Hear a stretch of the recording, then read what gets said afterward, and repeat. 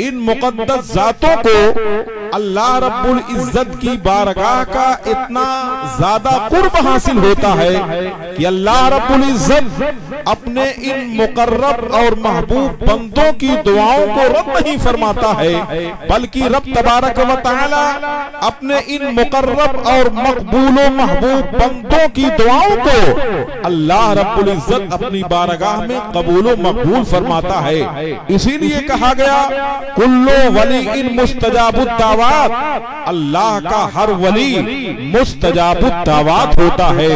मेरे अजीज दोस्तों, ये बारगाह ऐसी बारगाह है, ये जातें ऐसी जातें होती हैं कि जिस मर्ज का इलाज दुनिया के अंदर किसी अतिब्बा के पास ना हो, जिस मर्ज का इलाज किसी डॉक्टर्स के पास ना हो, जिस मर्ज का इलाज किसी तबीबे हासिक के पास ना हो, उन अमराज का इलाज औलिया अल्लाह का मुकद्दस आस्ताना हुआ करता है। इसलिए कि अल्लाह रब्बुल इज्जत की याद में इन हजरात ने अपनी जिंदगी के औकात को ऐसा गुजारा और अल्लाह रब्बुल इज्जत ने इनकी आंखों के अंदर वो बीनाई अता फरमा दिया कि ये शाहपुर में जरूर है, मगर अगर हम खुलूस नियति के साथ इनको वसीला बना करके अगर अल्लाह की बारगाह में हम अरीजा पेश करेंगे कि हुजूर वाला आपको अल्लाह के बारगाह की तकर्रुबियत हासिल है, मेरे सरकार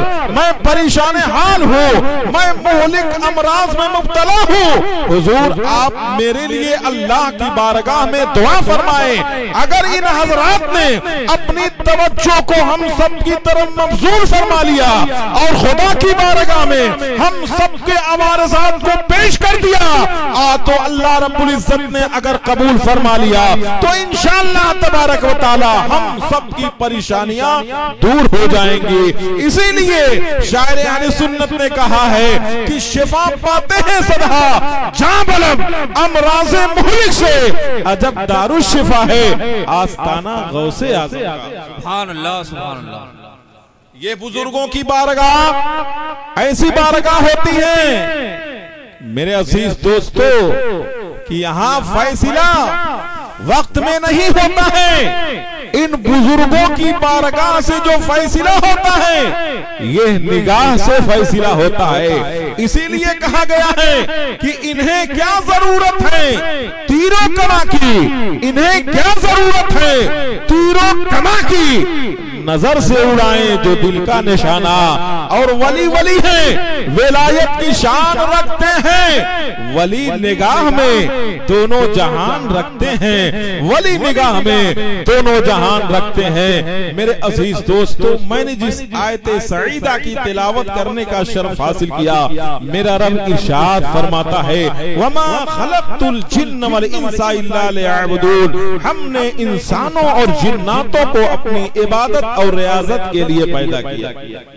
बात पर गौर करने की कोशिश कीजिएगा, जहां जुमला नहीं समझ में आएगा वहां फौरन बोल दीजिएगा कि बात समझ में नहीं आ रही, क्योंकि मैं एक अदना तालिब इल्म की हैसियत से मैं आपके सामने बैठा हूं और हत्तल इम्कान अपनी बात आपके अज़हानो अफ़कार में उतारने की मैं इंशाअल्लाह तबारक व तआला कोशिश करूंगा। शर्त यह है कि आप हज़रात निहायत ही सुकूनो इत्मीनान का माहौल बना करके तशरीफ रखें। शायरे अहले सुन्नत कहते हैं कि पेशे नबी होने के लिए ईमान कहां से लाओगे? दुनिया में इंसान के लिए क्या है? इंसान का ईमान है। इसलिए ईमान से बढ़कर दुनिया के अंदर कोई चीज नहीं। तो सबसे पहले इंसान को अपने ईमान की हिफाजत करने की जरूरत है। अगर आपका ईमान कामिल होगा, आपका ईमान मुकम्मल होगा, इस्लामी कवानीन तभी। सभी हजरात से गुजारिश है कि आप लोग चेयर न छोड़ेंगे और जब यहाँ प्रोग्राम खत्म होगा तभी लोग जाएंगे।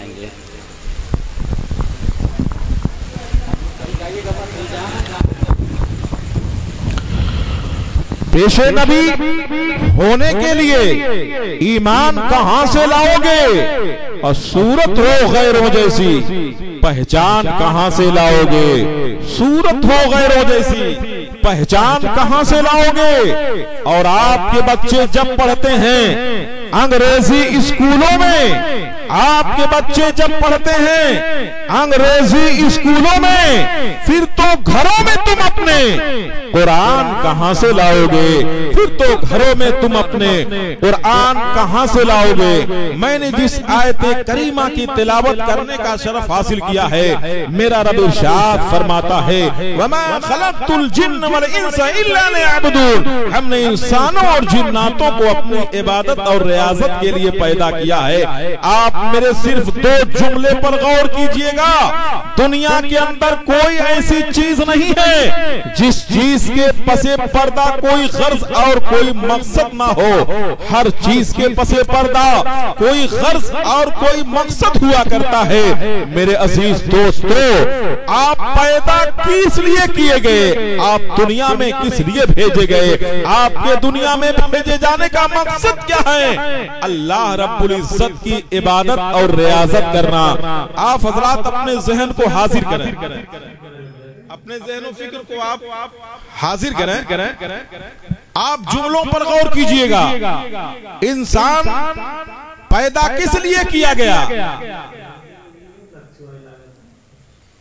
हाजिर है दिमाग की नहीं? आप लोगों का हाजिर नहीं। इंसान पैदा किस लिए किया गया?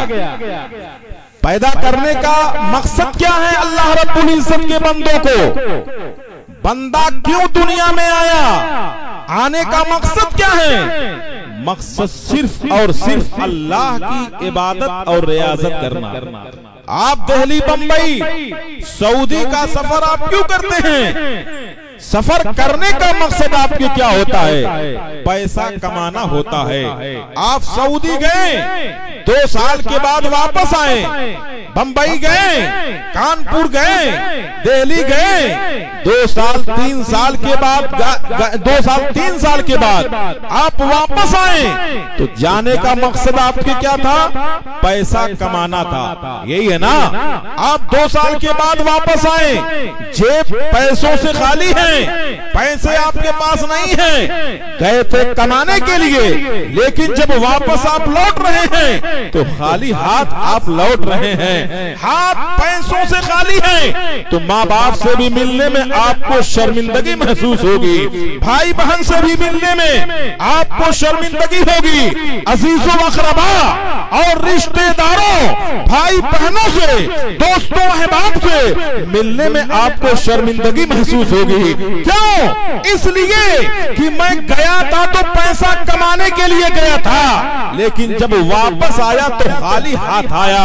अब खाली हाथ मैं किस मुंह से लोगों से मिलूं? मेरे अजीज दोस्तों, जब दुनिया की जिंदगी गुजारने का ये हाल है कि हाथ अगर खाली है तो दोस्तों से मिलने में शर्मिंदगी महसूस हो रही है, माँ से मिलने में शर्मिंदगी महसूस हो रही है, भाई बहनों से मिलने में शर्मिंदगी महसूस हो रही है, अजीजों अक़रबा से मिलने में शर्मिंदगी हो रही है। एक रिश्तेदार अपने रिश्तेदार के यहाँ जाता है तो कुछ न कुछ तोहफा तहाइफ लेकर के जाता है, खाली हाथ जाना एक दोस्त अपने दोस्त के यहाँ अपनी बेइज्जती समझता है। मेरे अजीज दोस्तों, जब हम पूरी दुनिया को पैदा करने वाले बादशाह की बारगाह में हम जब हाजिर होंगे, अल्लाह पूछेगा, अल्लाह इरशाद फरमाएगा कि ऐ मेरे बंदो, मैंने तुमको दुनिया में अपनी इबादत के लिए पैदा किया था, आज तुम मेरे लिए क्या तोहफा लाए हो? मैंने तुमको नमाज पढ़ने के लिए भेजा था,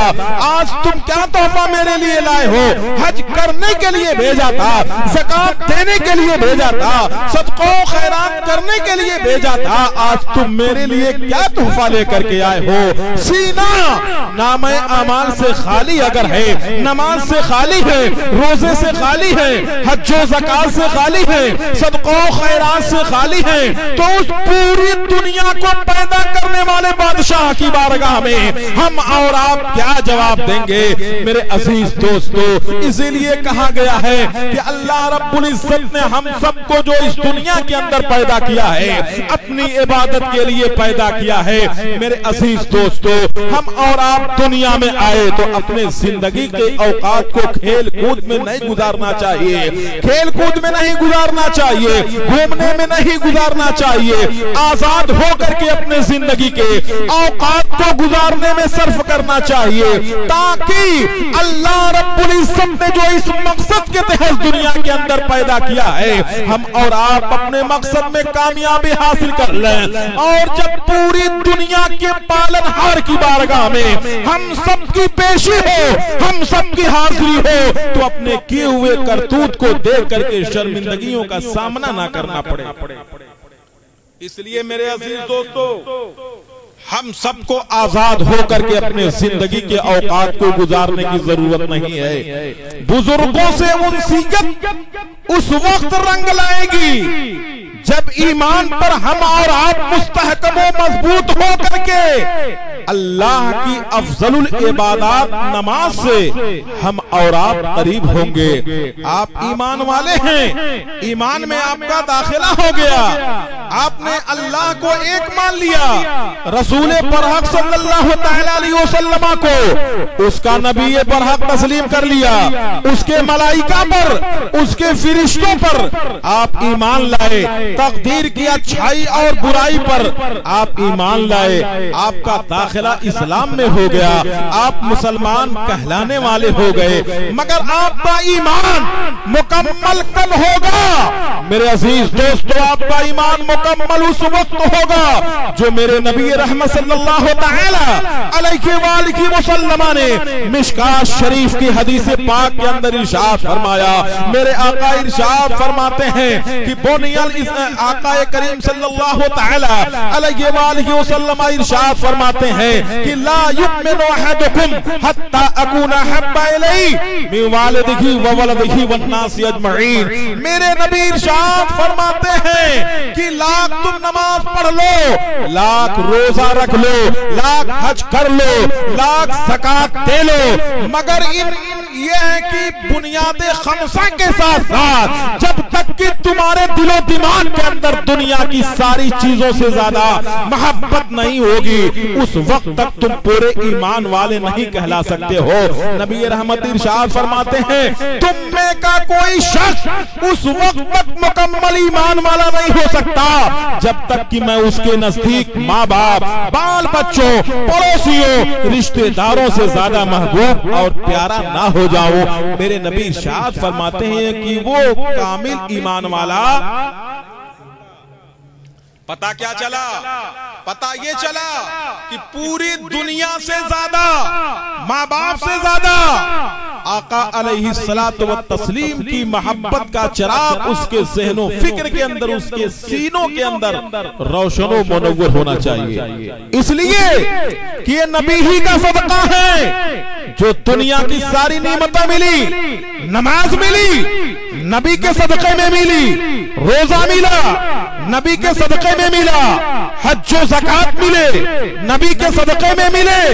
अगर मेरे नबी इस दुनिया के अंदर तशरीफ ना लाते तो अल्लाह रब्बुल इज्जत कायनात आलम के किसी भी जर्रात को जाहिर नहीं फरमाता, पैदा नहीं करता। यहाँ तक कि रब्बुल आलमीन अपने रब होने का भी इजहार नहीं फरमाता। अब रब और नबी का रिश्ता मोहब्बत आप मुलाहिजा फरमाओ। रब और खुदा की, रब को और नबी को आप इस तरीके से देखो।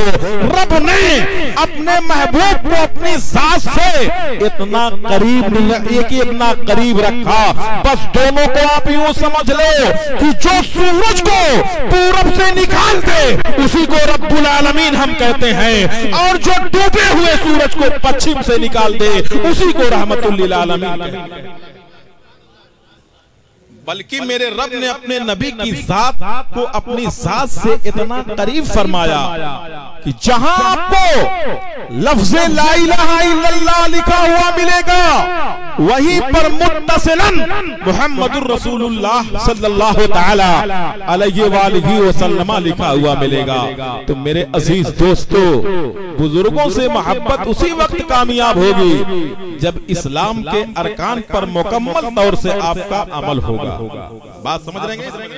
इसलिए कि ये नमाज किसी सूरत में माफ नहीं है। मेरे नबी फरमाते हैं अस्सलातु मिस्लुद्दैन, नमाज ये कर्ज के मिस्ल है। आप नमाज पढ़ रहे हैं तो जो खुदा का कर्ज हम सबके ऊपर, हम उस कर्ज को अदा कर रहे हैं। अब फर्ज की अदायगी से हमको अल्लाह की बारगाह का कुर्ब हासिल नहीं होगा।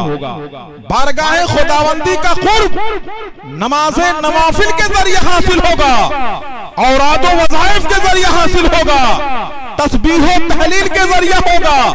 इसलिए कि हम फर्ज नमाजों की जो अदायगी कर रहे हैं, अल्लाह ने जो हम पर कर्ज रखा है, उस कर्ज को हम और आप अदा कर रहे हैं। मेरे अजीज दोस्तों, बुजुर्गाने दीन को जो अल्लाह का ये कुर्ब हासिल हुआ है, इन बुजुर्गाने दीन ने अपनी जिंदगी के औकात को खुराफात में नहीं गुजारा, घूमने में नहीं गुजारा, सोने में नहीं गुजारा।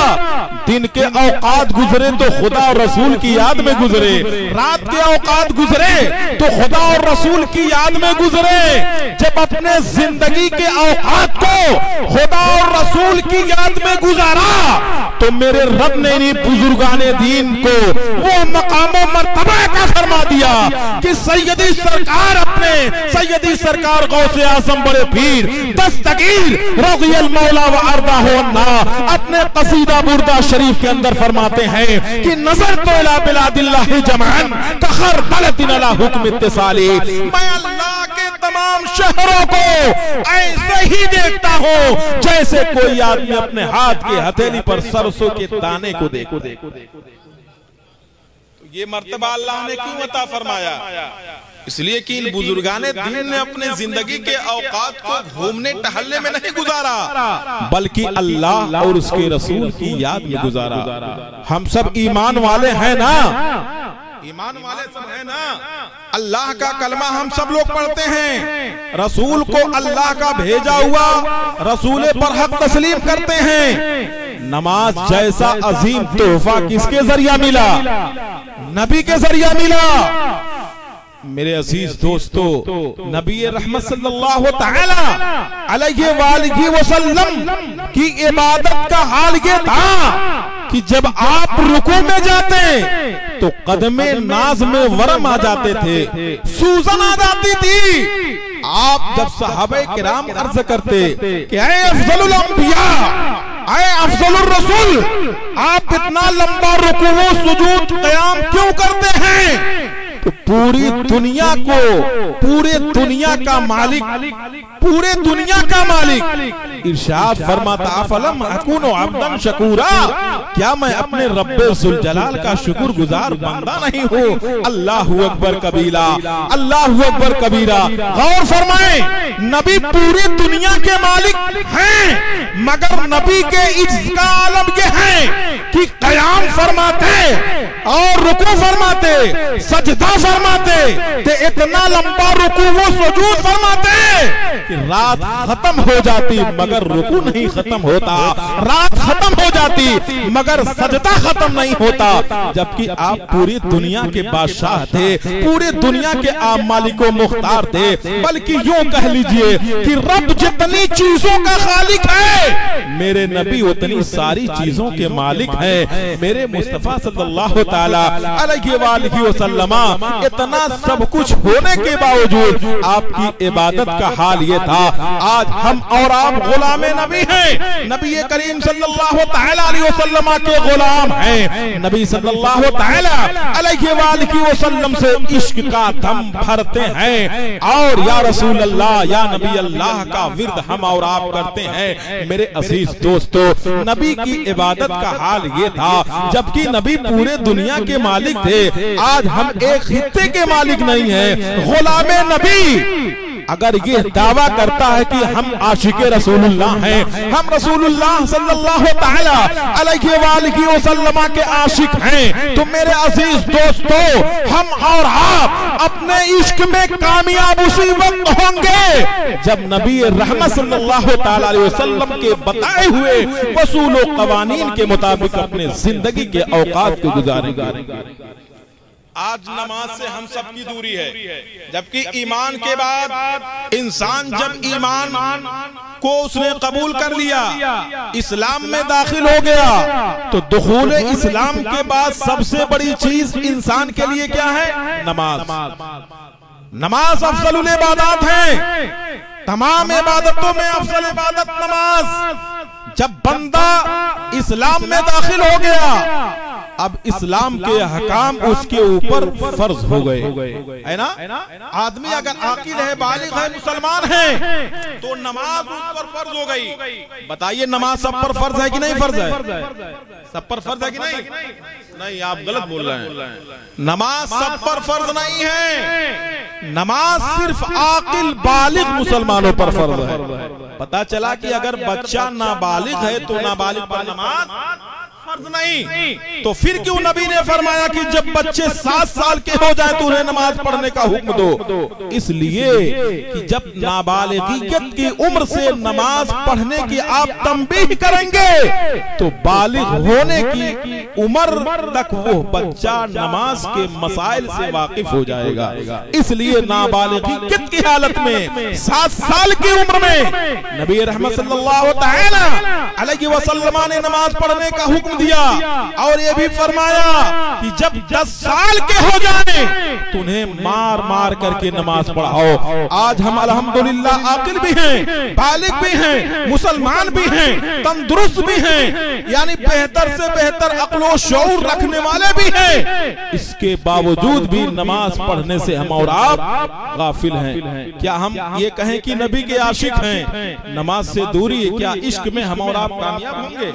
ये दावा है, और हर दावे के लिए दलील चाहिए। आपने कोर्ट के अंदर जाकर के दावा पेश कर दिया, उस दावे की अगर कोई दलील आपके पास नहीं है तो कोर्ट और कचहरी के अंदर उस दावे की कोई अहमियत नहीं होगी, जिस दावे के लिए कोई दलील ना हो। ऐसा है कि नहीं है? तो सबसे पहले आप इस्लामी अहकामों कवानीन के आप पाबंद बनिए। इस्लाम में आपका दाखिला हो गया, नमाज आपके ऊपर फर्ज हो गई।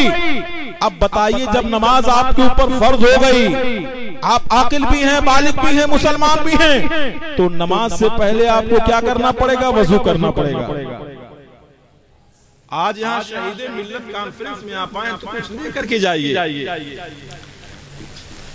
उसके बाद नमाज से पहले आपके लिए क्या करना है? वजू करना जरूरी है। इसलिए नमाज से पहले वजू शर्त है, नमाज के लिए वजू शर्त है। नबी रहमत सल्लल्लाहु तआला अलैहि वसल्लम ने फरमाया, अल वजू व मिफ्ताहुस सलात व सलातु मिफ्ताहुल जन्ना। वजू नमाज की कुंजी है और नमाज जन्नत की कुंजी है। बताइए, आपके पास ताला हो, चाबी ना हो, क्या ताला खुल जाएगा?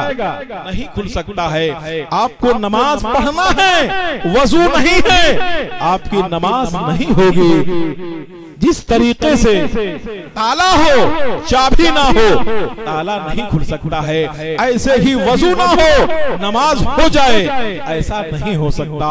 नमाज के लिए वजू शर्त है। नबी रहमत सल्लल्लाहु तआला अलैहि वसल्लम ने फरमाया, जब बंदा नमाज पढ़ने के लिए वजू करता है, बताइए नमाज के कितने फवायद हैं। अल्लाहु अकबर कबीरा।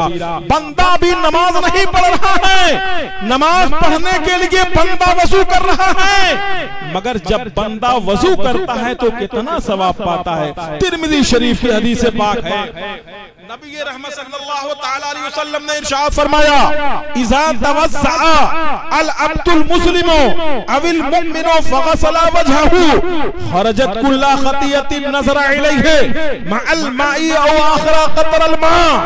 नबी रहमत सल्लल्लाहु तआला अलैहि वसल्लम ने इरशाद फरमाया, जब मोमिन बंदा या मुसलमान बंदा वजू करता है और अपने चेहरे को धोता है तो पानी के कतरे के साथ या पानी के आखिरी कतरे के साथ उसके गुनाह झड़ जाते हैं। आप गौर फरमाएं, आप मुझसे सवाल कर सकते हैं कि हदीस पाक में तो मुतलक गुनाह का जिक्र है और गुनाह में गुनाह सगीरा और गुनाह कबीरा दोनों दाखिल हैं, छोटे और बड़े दोनों गुनाह दाखिल हैं। गुनाह सगायर और कबायर दोनों दाखिल हैं और गुनाह कबीरा बगैर तौबा के माफ नहीं हो सकते। तो फिर इस हदीस पाक का क्या मतलब है? शारहीन हदीस ने इसकी तफसील यूं फरमाई, इसकी तशरीह ये फरमाई कि यहाँ गुनाह से मुराद गुनाह सगायर है, छोटे मोटे गुनाह जो आपसे सरजद हुए जब आप वजू करते हैं और ये है कि अपने चेहरे को पानी से धुलते हैं तो पानी के कतरे के साथ या पानी के आखिरी कतरे के साथ आपके गुनाह झड़ जाते हैं। जिस चीज की तरफ आपकी आंखों ने देखा है, ऐसे ही जब आप दोनों हाथ को धुलते हैं तो पानी के कतरे के साथ या पानी के आखिरी कतरे के साथ आपके गुनाह झड़ जाते हैं। ऐसे ही जब दोनों पैर को धोते हैं तो पानी के कतरे के साथ या पानी के आखिरी कतरे के साथ आपके गुनाह झड़ जाते हैं। अल्लाह अकबर कबीरा ये हो गए जब आप वजू कर रहे हैं, आपके जिस्म से हल्के फुल्के जो गुनाह हुए, नमाज नहीं पढ़ रहे हैं, नमाज पढ़ने के लिए आप वजू कर रहे हैं, वजू करने से आपको इतना फायदा मिल रहा है, इतना सवाब मिल रहा है कि आपके जिस्म से जो हल्के फुल्के गुनाह सरजद हुए पानी के कतरे के साथ या पानी के आखिरी कतरे के साथ आपके गुनाह झड़ गए। देखिए जब आप नमाज पढ़ेंगे तो नमाज पढ़ने का हाल क्या होगा? आपने वजू कर लिया, आपका वजू मुकम्मल हो गया, अब आप नमाज पढ़ने के लिए जाएंगे तो नमाज पढ़ने के लिए आपने जब नियत किया, नियत करने के बाद दोनों हाथों को कानों की लौ तक उठाकर नाप के नीचे आपने बांध लिया। तिरमिज़ी शरीफ की हदीस पाक है, नबी रहमत सल्लल्लाहु तआला अलैहि वसल्लम ने फरमाया कि जब बंदा नियत कर लेता है, आका इरशाद फरमाते क़ालत तकबीरु तहरीमुहा व तहलीलुहा तस्लीम। मेरे आका इरशाद फरमाते हैं कि नमाज को हराम कर देने वाली चीज तकबीरे तहरीमा है। तकबीरे तहरीमा समझ रहे हैं ना? नियत बांध के नियत आपने कर लिया, नियत करने के बाद दोनों हाथों को कानों की लौ तक उठा करके नाप के नीचे आपने बांध लिया तो अब आपके ऊपर दुनियावी गुफ्तगू हराम हो गई। बात समझ रहे नहीं समझ रहे? दुनियावी गुफ्तगू हराम हो गई। अब आप किसी से कलाम नहीं कर सकते, आप किसी से बात नहीं कर सकते। आपने अगर उस वक्त उस हालत में किसी से कलाम कर लिया तो आपकी नमाज फासिद हो जाएगी। इस हदीस पाक के रावी हजरत अली मुर्तजा है, तिरमिज़ी शरीफ की हदीस है। आगे मेरे आका फरमाते हैं व तहलीलुहा तस्लीम, और नमाज को हलाल कर देने वाली चीज तस्लीम यानी सलाम फेर देना है। जब आपने सलाम फेर दिया तो वही चीजें जो ऐन हालत नमाज में हम सब के लिए नाजायज और हराम थी, वही चीजें हमारे सब के लिए हलाल हो गई। अब यह कि हम और आप गुफ्तगू कर सकते हैं, बातचीत कर सकते हैं, कलाम कर सकते हैं। आपने नियत बांध लिया, सूरह फातिहा आप पढ़ रहे हैं, कुरान मुकद्दस की आयातों सूर की आप तिलावत कर रहे हैं। जब बंदे ने नियत बांध लिया तो उस वक्त उस नमाजी की कैफियत क्या होती है? आकाए करीम सल्लल्लाहु तआला अलैहि वसल्लम ने बुखारी शरीफ की हदीस पाक के अंदर इरशाद फरमाया, और वो बुखारी शरीफ सही किताबों में आसमानी किताब के बाद अगर किसी किताब का मर्तबा है तो वो सही है बुखारी है। फरमाया गया कद इत्तफ़क़ल अइम्मतुल उलमा कद असहुल असहल कुतुबे बाद किताबिल्लाहि तआला as-सहीहुल बुखारी। आसमानी किताबों में सही किताबों के बाद अगर किसी किताब का मर्तबा है तो वो सही है बुखारी है। और उसी बुखारी शरीफ के हदीस पाक के अंदर मेरे नबी इरशाद फरमाते हैं सल्ले कान्नका तराहो फ़इल्लम तकुन तराहो फ़इन्नहु यरा। मेरे नबी इरशाद फरमाते हैं कि जब बंदा हालत नमाज में होता है तो उस वक्त बंदे की कैफियत क्या होती है? मेरे आका इरशाद फरमाते हैं, ऐ नमाजियों, तुम नमाज इस तरीके से पढ़ो गोया कि तुम खुदा को देख रहे हो। लेकिन अगर तुम्हारे सहनो फिक्र के अंदर अगर ये बात पैदा ना हो सके कि तुम खुदा को देख रहे हो, तो तुम इतना जरूर ख्याल रखना कि खुदा तुम्हें देख रहा है। अब नमाज, पता चला कि नमाज अल्लाह की मखसूस इबादत भी है, नमाज जिस्मानी वर्जिश भी है, और नमाज बंदों को रब से करीब कर देने का एक जरिया भी। अब अगर आपकी नमाज से गफलत और लापरवाही होगी तो अल्लाह के अजाब में आप गिरफ्तार होंगे।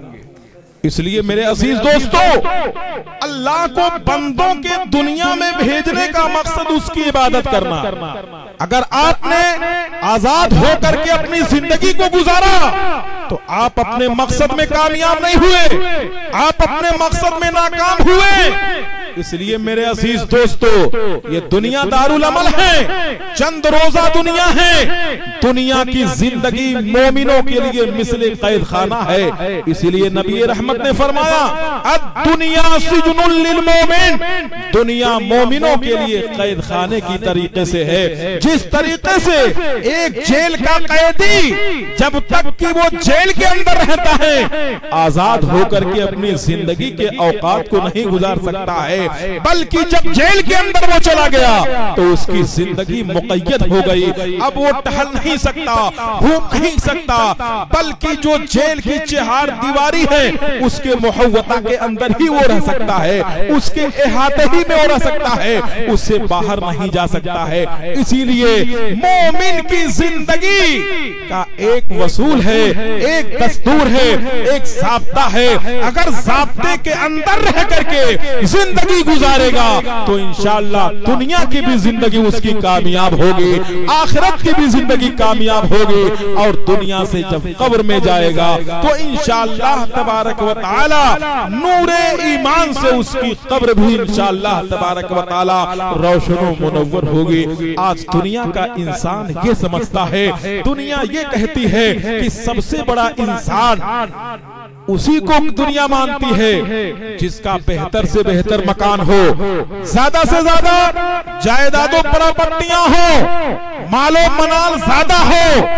दुनिया की निगाह में सबसे बड़ा इंसान वही माना जाता है। दुनिया के लोग उसी को कदर की निगाह से देखते हैं, मगर आप रब के मुकद्दस कलाम से अगर पूछो, क्या है मेरे रब के मुकद्दस कलाम, दुनिया इज्जत की निगाह से उसको देखती है जिसके पास ज्यादा पैसे हो, बेहतर से बेहतर मकानात हो, ज्यादा से ज्यादा प्रॉपर्टियां हो। दुनिया और समाज इज्जत की निगाह से उसे देखती है।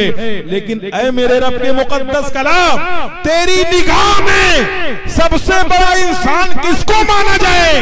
तो मेरे रब का मुकद्दस कलाम ऐलान करता हुआ नजर आएगा, इन्न अकरमकुम इंदल्लाहि अतकाकुम, तुम में से सबसे बड़ा इज्जत वाला लायक़े ताज़ीम व तकरीम वही आदमी है जो तुम में सबसे ज्यादा मुत्तकी और परहेजगार है।